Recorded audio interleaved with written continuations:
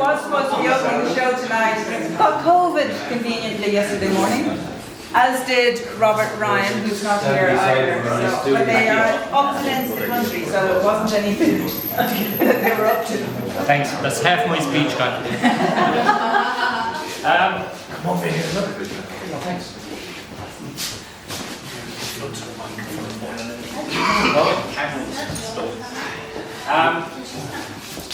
Gillette Burgess was a man that never got the credit he deserved. He was often attributed, many of the things he said was attributed to Oscar Wilde, Winston Churchill, Dorothy Parker, whoever. But in 1906, he was the one that coined the phrase, "I don't know much about art, but I know what I like." And this is what this is about for me.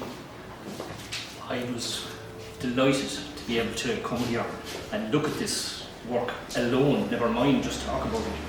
I was able to look at it last night on the internet and that kind of thing, and it was just amazing stuff. I mean, they're nice pictures, we all know that, they're lovely pictures. But the depth and the layers that are on them, you know, there's not just colour, there's mood and there's a message in every one of them. And I just love them. So I'm going to stay here all night, so anybody wants to join me, that's fine. Okay. I'd like to thank the artists, and unfortunately one of them isn't here. But if I could hand over this man here, who's going to say a few more words about his art, because he would know more about it than I would. All right? Okay.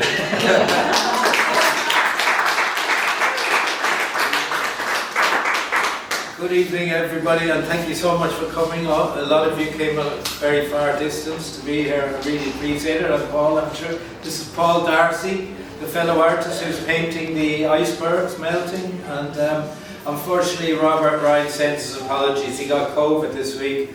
And also, Alan, who was supposed to open the exhibition, got COVID. So that's why we had Donal opening the exhibition. And we're very grateful to Donal for coming as well. He's a journalist from the Observer in Dungarvan. And there will be an article next week? Yeah. And so, Paul, do you want to talk about your work first? No, you work away. Well, I usually think that my work is fairly self-explanatory. As you can see, a lot of it is on corrugated iron, and that was inspired by my walks along the beaches of Cork Harbour during the COVID lockdown, when we weren't allowed to go more than 3 miles from home.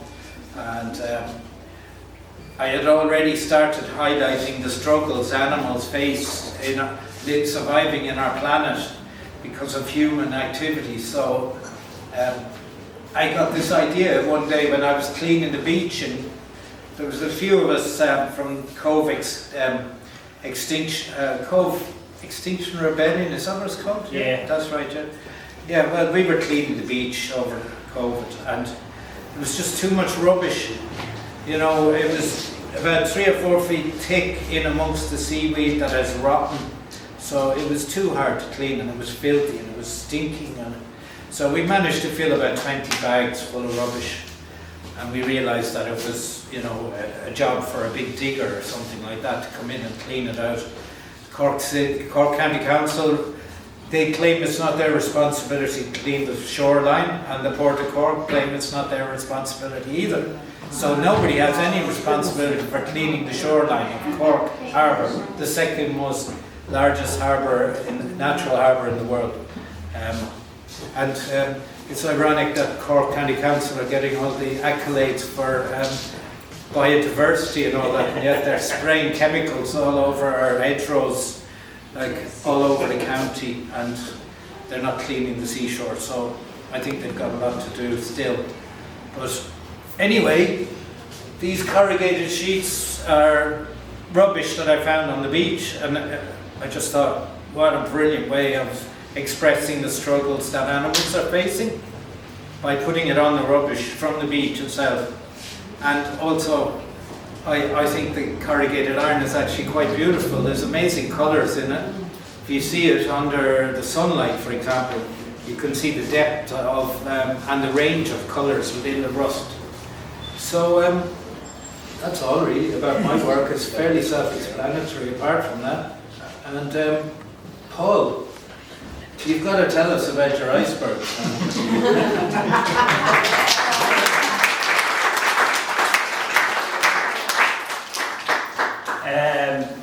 I'd like to start off by thanking Jane and John and Robert to be making the show happen.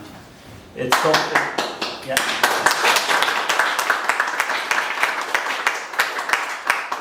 It's a journey that we've all been on, and with the iceberg paintings, I was inspired by the youth that in the last 3 or 4 years have decided to not wait for the parents to do anything about it and get up off their arse and do it themselves.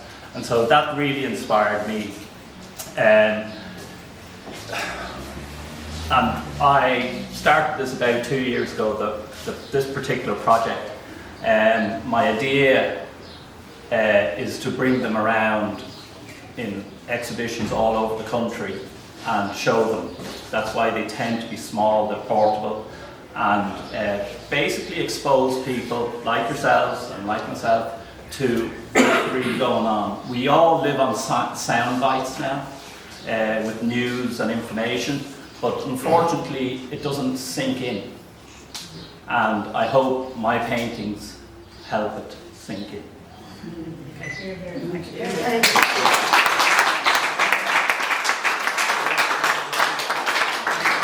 I'd just like to say a big thank you to Jane, because Jane and Joan and Joan's husband are running this place, and they're not getting any funding for it. It's like completely, it's very difficult. They're really struggling to survive here. Look at what they're providing for the community of this town, and yet they get no money from the Arts Council or from the government.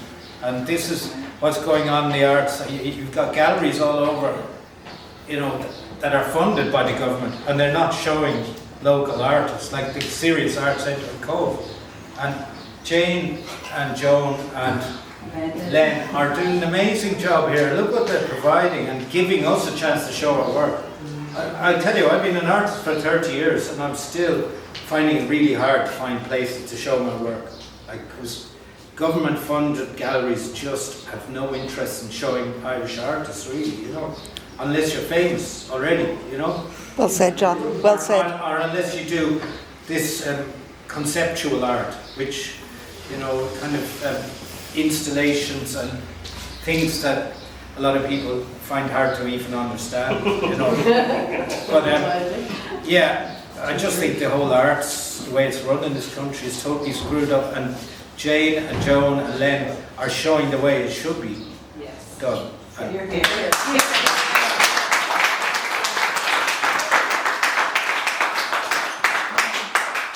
Very much. Yeah, it is. It's a hard struggle, and it's great though to see so many people turn up tonight. It's really, it's brilliant. Probably to do with a certain person who gets everybody out involved, which is great.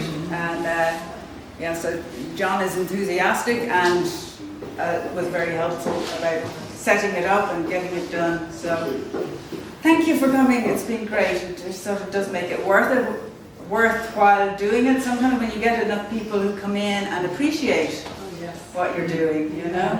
It's a bit soul destroying when you've got a fantastic exhibition and 3 people come in, you know. It's just like, it's here, it's free, you can see it, you know.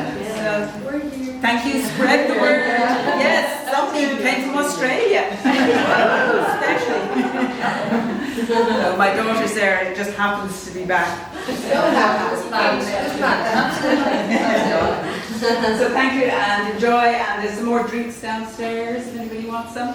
Right? Thank you.